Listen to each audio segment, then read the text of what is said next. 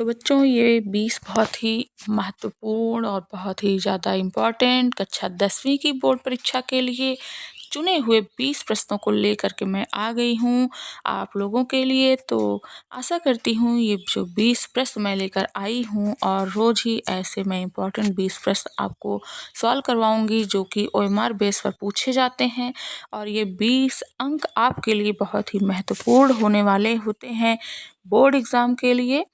आप इन बहुविकल्पी प्रश्नों को बहुत ही ध्यान से पढ़कर इसका उत्तर दीजिएगा। तो मैं ये वीडियो आज की शुरू करती हूँ। तो पहला प्रश्न है हमारे स्क्रीन पर जो कि आचार्य शुक्ल किस युग के लेखक हैं। तो हमारे सामने 4 ऑप्शन दिए गए हैं। पहला ऑप्शन भारतेंदु युग, दूसरा है द्विवेदी युग, ऑप्शन बी शुक्ल युग, ऑप्शन डी शुक्लोत्तर युग। तो यहाँ पर हमारा जो ऑप्शन है वे सही होकर हो जाएगा शुक्ल युग। और दूसरा प्रश्न है हमारे स्क्रीन पर अजात शत्रु किस विधा की रचना है। तो अजात शत्रु जो रचना है वह विधा है निबंध, कविता, नाटक या फिर कहानी। तो अजात शत्रु की जो विधा है वह है नाटक। तो सी ऑप्शन बिल्कुल सही हो जाएगा, अजात शत्रु की विधा है नाटक। तीसरा प्रश्न है लहर लहर किसकी रचना है। लहर जो है वो किसकी रचना है, मुंशी प्रेमचंद की है, जयशंकर प्रसाद की है, निराला की है या हरिकृष्ण प्रेमी की है। तो यहाँ पर लहर के लिए बी ऑप्शन बिल्कुल सही हो जाएगा, जयशंकर प्रसाद की है। शुक्ल युग की समयावधि पूछा गया है। प्रश्न नंबर 4 है शुक्ल युग की समयावधि क्या है। तो शुक्ल युग की जो समयावधि है यानी जो उसका समय है 1936 से लेकर 1943 तक है, 1919 से लेकर 1938 तक है, 1919 से लेकर 1918 तक है या इनमें से कोई नहीं है। तो हमारा बी ऑप्शन बिल्कुल करेक्ट हो जाएगा, शुक्ल युग की समयावधि है 1919 से 1938 ईस्वी। प्रश्न 5 है हमारा स्क्रीन पर कि नीड़ का निर्माण फिर किस विधा की रचना है। नीड़ का निर्माण ये किस विधा की रचना है। तो अगर हम विधा देखते हैं ये जीवनी है, आत्मकथा है, साक्षात्कार है या फिर रेखा चित्र है। तो इसकी विधा हो जाएगी जीवनी। जी हाँ बच्चों, तो नीड़ का निर्माण ये जो है विधा से जीवनी है। भारत भारती किस विधा की रचना है। इसमें भारत भारती की युग पूछना चाहिए था, विधा दिया है तो कोई बात नहीं। भारत भारती जो है वह द्विवेदी युग की रचना है और अगर विधा पूछता है तो यह क्या है, काव्य है। यह क्या है बेटा, काव्य है। मधुशाला किसकी रचना है। मधुशाला किसकी रचना है, रामधारी सिंह दिनकर की है, हरिवंश राय बच्चन की है, हरिऔध की है या फिर सुमित्रानंदन पंत की है। तो मधुशाला जो है इसमें ऑप्शन हमारा सही हो जाएगा हरिवंश राय बच्चन। तो हरिवंश राय बच्चन सी ऑप्शन बिल्कुल ही करेक्ट हो जाएगा। भारत भारती किसकी रचना है। भारत भारती जो है रचना है सियाराम शरण गुप्त की, मैथिली शरण गुप्त की, जयशंकर प्रसाद की, महादेवी वर्मा की। तो ऑप्शन करेक्ट हो जाएगा भारत भारती है मैथिली शरण गुप्त जी की, बी ऑप्शन करेक्ट हो जाएगा। आधुनिक काल कब से कब तक माना गया है। आधुनिक काल कब से कब तक माना गया है। तो ये माना गया है सन 1843 से अब तक, 1643 से 1843 तक, 1918 से 1936 तक, 1936 से 1943 तक। तो यहाँ पर प्रश्न नंबर 9 में करेक्ट ऑप्शन जो है वो हो जाएगा सन 1843 ईस्वी से अब तक।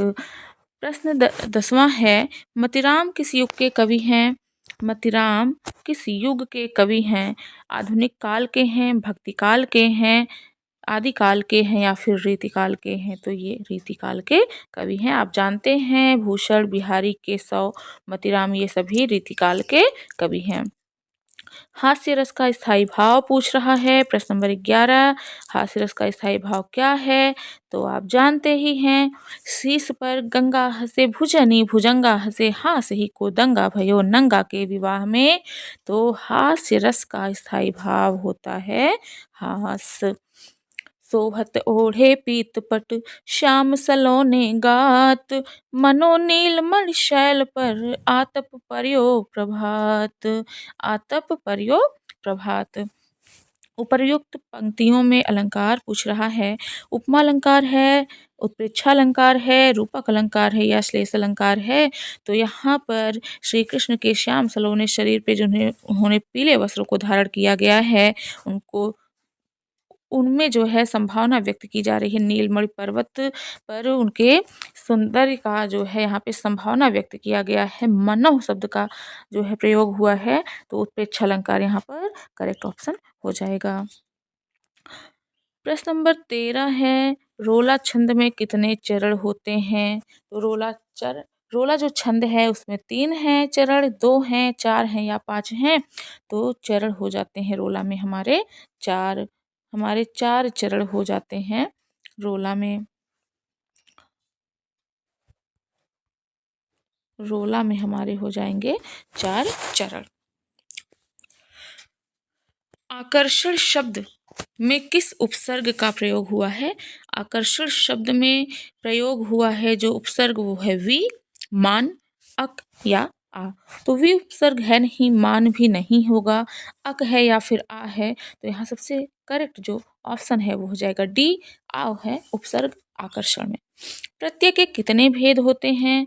तो प्रत्यय के भेद होते हैं 2, 5, 6 या 3। तो प्रत्यय के भेद होते हैं कुल 2, कृदंत और तद्धित प्रत्यय। पीतांबर में कौन सा समास है पूछा जा रहा है। पीतांबर में कौन सा समास है? पीला है वस्त्र जिनका अर्थात श्री कृष्ण। तो यहाँ पर बहुव्रीहि समास हो जाएगा। आपका कर्मधारय नहीं होगा, द्वंद्व नहीं होगा, तत्पुरुष भी नहीं होगा। अक्षि का तद्भव शब्द क्या होगा? अक्षि का तद्भव शब्द अश्रु, रोना, अंशु, आँख। तो आँख का तत्सम शब्द है अक्षि, तो अक्षि का तद्भव हो जाएगा आँख। यड़ संधि का सूत्र है आद गुण अकः स्वर्णे दीर्घ इको यड़चि वृद्धिरेचि। तो यहाँ पर इको यड़चि संधि का यड़ संधि का सूत्र हो जाएगा। फलस्य शब्द का वचन एवं विभक्ति है।